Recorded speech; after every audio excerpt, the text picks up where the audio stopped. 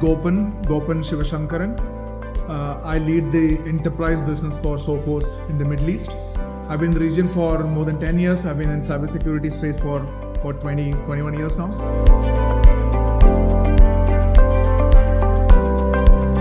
That's right. So Sophos has been operational since 1985. Been there for quite some time. Very recently, last year or early this year, Sophos acquired SecureWorks. So I come from that side of the business. MDR, Managed Detection Response, is a core flagship product which we are going to showcase. Today I'm going to speak on the stage also today on this MDR subject. In addition to that, Sophos has got world-class endpoint security controls, email security, firewalls, known for some of those good solutions.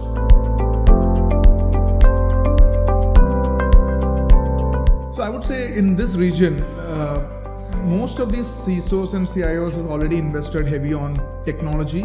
So I believe there is a gap which is on the services side of things.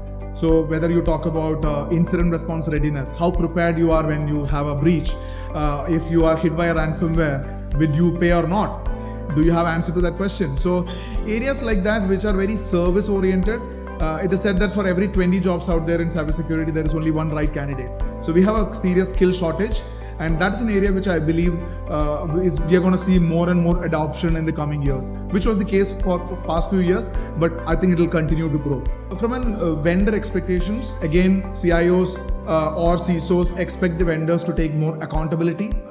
When you talk about service level objectives or service level agreements, making sure that there is more skin in the game rather than just giving a product, right? So more of a service. Again, I'll tie it back to the service, product versus services. I think services is going to play a more role where vendors will have to put more skin in the game. If you really look at most of the technology companies in the recent past, all of them started their service division in the last 2, 3, 4 years, right? So that is an area which I think it is heading towards. Very timely question because about 3 weeks ago, Sophos announced a local UAE data center, a local instance, which we are planning to host in UAE. It will be done this year. So if you have not seen that already, it would be worthwhile for you to look at a Gulf News article on Sophos announcing a local data center, which we are expecting to have end of this year.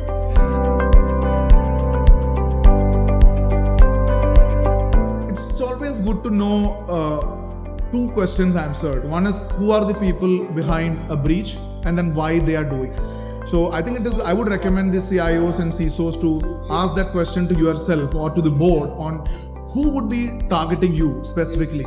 Now, is it going to be a financially motivated threat, or is it going to be a reputation damage, or is it going to be something else? I mean, it could be a hacktivism for a alcohol or a beverages selling company in Dubai will be breached or will be targeted by an Iranian threat actor from a hacktivism perspective.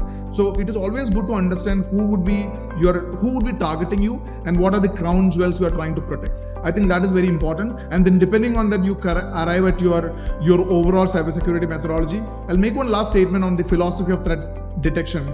You predict what you can predict before the threat happens. You prevent what you cannot predict, and you detect what you cannot prevent, and you hunt what you cannot detect. So I think you need to have a clear philosophy, assuming that you won't be able to prevent everything. So you have to have a clear methodology on how you are going to handle when the eventuality happens.